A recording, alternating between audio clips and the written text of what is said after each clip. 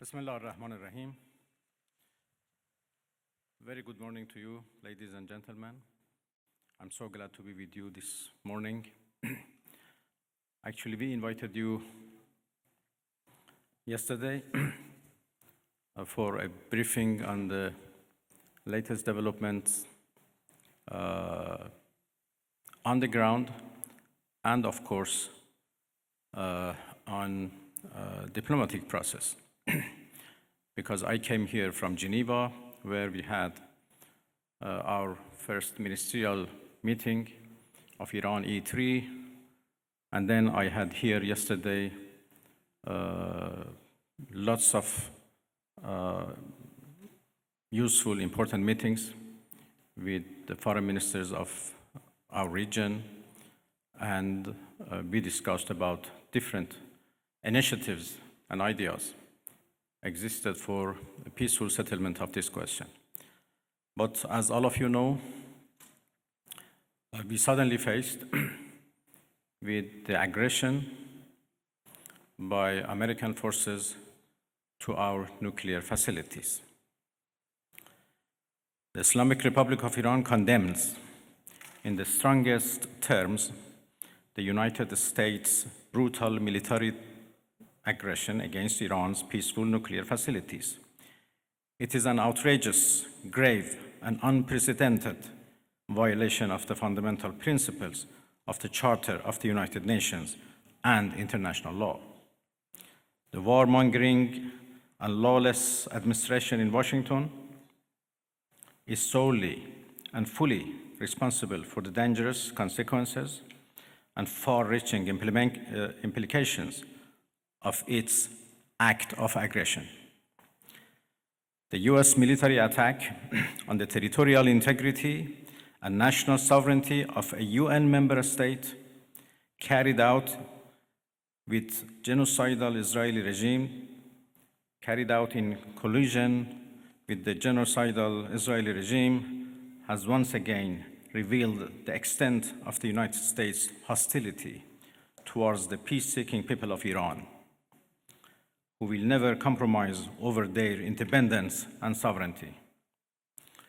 The Islamic Republic of Iran continues to defend Iran's territory, sovereignty, security, and people by all means necessary against not just US military aggression, but also the reckless and unlawful actions of the Israeli regime.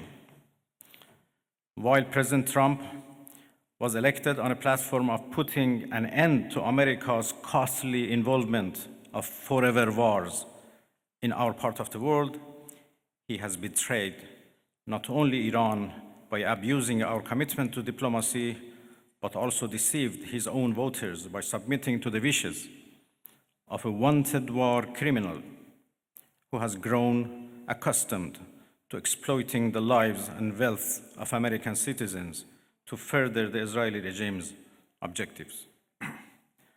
The US act of aggression against Iran's peaceful nuclear facilities constitutes not only a flagrant breach of the UN Charter, especially the prohibition of the use of force under Article 2, Paragraph 4, and the obligation to respect the state's territorial integrity and sovereignty, but also a violation of UN Security Council Resolution 2231. It cannot be emphasized enough how much of a devastating blow that the US, a permanent member of the Security Council, has dealt to the global non-proliferation regime. The Islamic Republic of Iran reminds the United Nations, the Security Council, the UN Secretary General, the International Atomic Energy Agency, and other relevant international bodies of their duty and responsibility to take urgent and decisive action in response to this breach of international law. Silence in the face of such blatant aggression will plunge the world into an unprecedented level of danger and chaos. Humanity has come too far as a species to allow a lawless bully to take us back to the law of the jungle. The Islamic Republic of Iran calls on the Security Council to convene an emergency session to unequivocally condemn the criminal act of aggression by the United States against Iran and to hold the administration in Washington accountable for its violations of fundamental principles of United Nations Charter and of norms of international law. The responsibility of the IAEA and its Director General, who through evidence bias in favor of warmongering parties paved the way for the current violence and bloodshed, is now clearer than ever. We call on the IAEA Board of Governors to immediately convene and carry out its legal responsibility in response to the dangerous US attack on Iran's peaceful nuclear facilities, all of which have been under the agency's full safeguards and monitoring.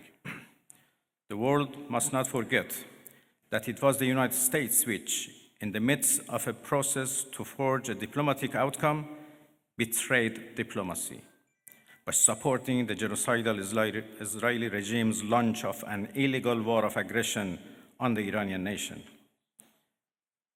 Not content with such malign actions, the United States itself has now also opted for a dangerous military operation and aggression against the people of Iran. In doing so, the US administration holds sole and full responsibility for the consequences of its actions, including the Islamic Republic of Iran's right to self-defense under the principles of the United Charter.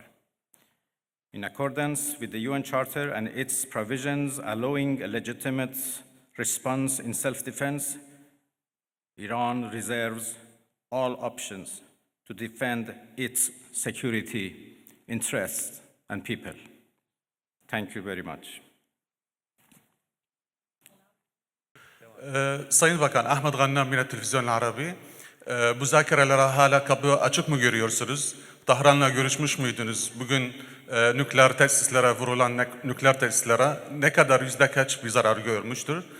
Arabuluculuk yapan bir ülke var mı? Görüştüğünüz bölgedeki ülkelerle, Türkiye, Suudi Arabistan, Katar gibi ülkelerle görüşüyor musunuz? Arabuluculuk devam ediyor mu, devam etmiyor mu?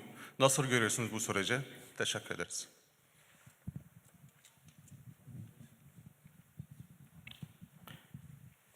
Well, I have been in touch with Tehran, of course. I still do not have exact information about the level of damages, but I don't think it matters how much damages have been made.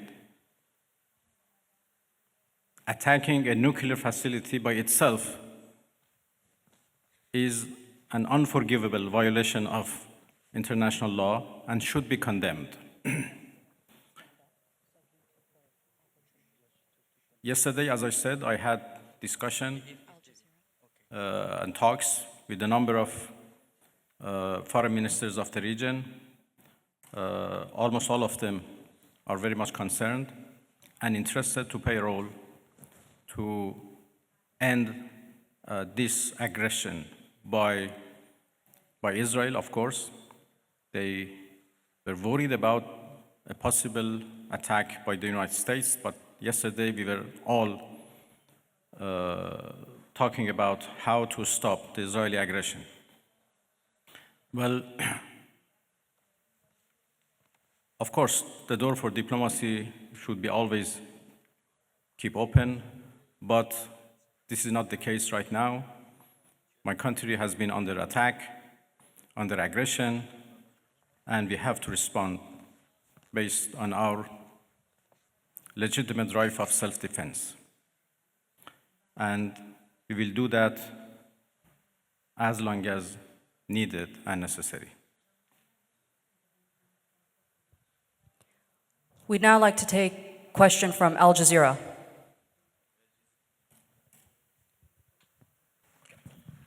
Thank you very much, Minister. So You say that you need to respond right now, but we know that Iranians are known for their talents in negotiations, in diplomacy and trade.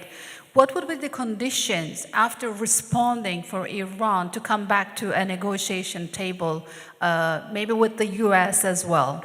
And Turkey has been offering that Ankara can mediate for a trilateral between Turkey, US, and Iran. What would be your response to that? Because right now the US is technically involved in this conflict. Thank you. Well, I think it is irrelevant to ask Iran to return to diplomacy because we were in the middle of diplomacy. We were in the middle of talks with the United States when Israelis blew it up. And again, we were in the middle of talks and negotiation with Europeans, happened only 2 days ago in Geneva, when this time Americans decided to blow it up. So we were in diplomacy, but we were attacked militarily. So it was not Iran, but the US who betrayed diplomacy. They betrayed negotiations. When at the middle of negotiations with us, they gave green light to Israelis, if not instructed them to attack Iran's nuclear facilities. I think they have proved that they are not men of diplomacy, and they only understand the language of threat and force. And this is very unfortunate. The United States showed that they have no respect to United Nations Charter. They have no respect to international law. They have no respect to any international law regarding, managing the world and facing challenges of the world. There is no red line that they have not crossed. And the last one, and the most dangerous one, was happened only last night, when they crossed a very big red line by attacking nuclear facilities. I don't know how much room is left for diplomacy. We are now calculating the damages. And as I said, the damages are not only for our nuclear facilities, the damages are for the United Nations Charter. It was not only Iran's facilities which was bombed, it was also the United Nations Charter. It was also non-proliferation regime and NPT, which was bombed last night by Americans. And it was the rule of law and international law which was bombed. So now we have to see how much room is left for diplomacy, and we will decide. I'd like to hand over to TRT World. Mr. Minister, the US President Donald Trump warned that Iran must now make peace, otherwise the future attacks, he says, would be far greater and much easier. So how is Tehran responding to that threats from Washington? Thank you. I think it's not up to Iran to respond to that. The whole international community should respond of such a clear threat against the United Nations Charter. Iran has done nothing wrong. We do not understand why Iran should be attacked for a false accusation that Iran is seeking nuclear weapons. It's now more than 20 years that we are trying to prove that our peaceful nuclear program is in fact peaceful and would remain peaceful. We negotiated for a long time with the so-called P5+1, and we came to a deal which the whole world celebrated as an achievement of diplomacy.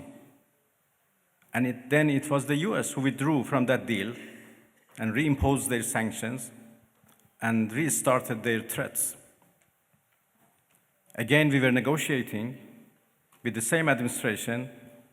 Then all of a sudden they decided to attack us, first by Israelis, then by themselves.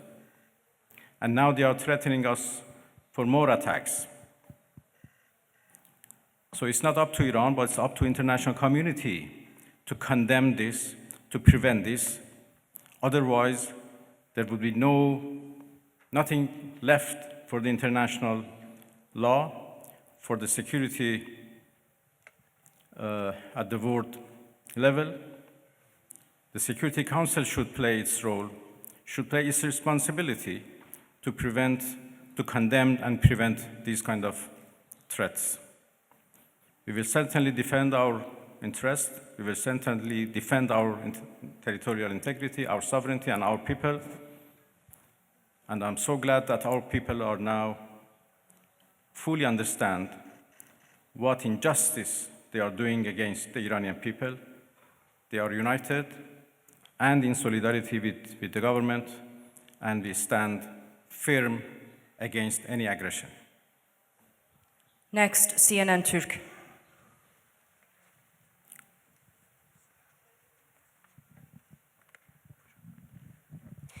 Mr. Minister, how do you assess the West's stance on Israel massacres? No one seems to mention Israel's allegedly illegal nuclear weapons. The German Chancellor even said Israel is doing the dirty work for us. So what is your response? Thank you. Well, what should I say? You said everything. That Iran is under attack by a nuclear-armed superpower and a nuclear-armed regime. And Iran, as you know, is a non-nuclear-armed country. That should be certainly condemned. If not, the whole non-proliferation regime would be undermined and would be defeated. Iran is a committed member of NPT. But NPT is not able to protect us.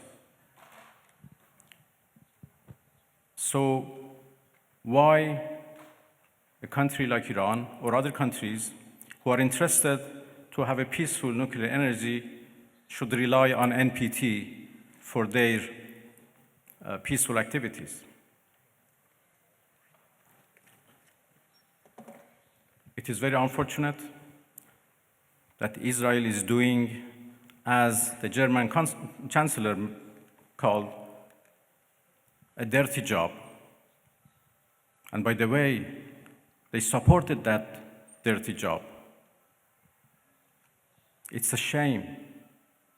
They know that Israel is doing a dirty job, and they support it, and they give it every right to do it, and they call it defending itself.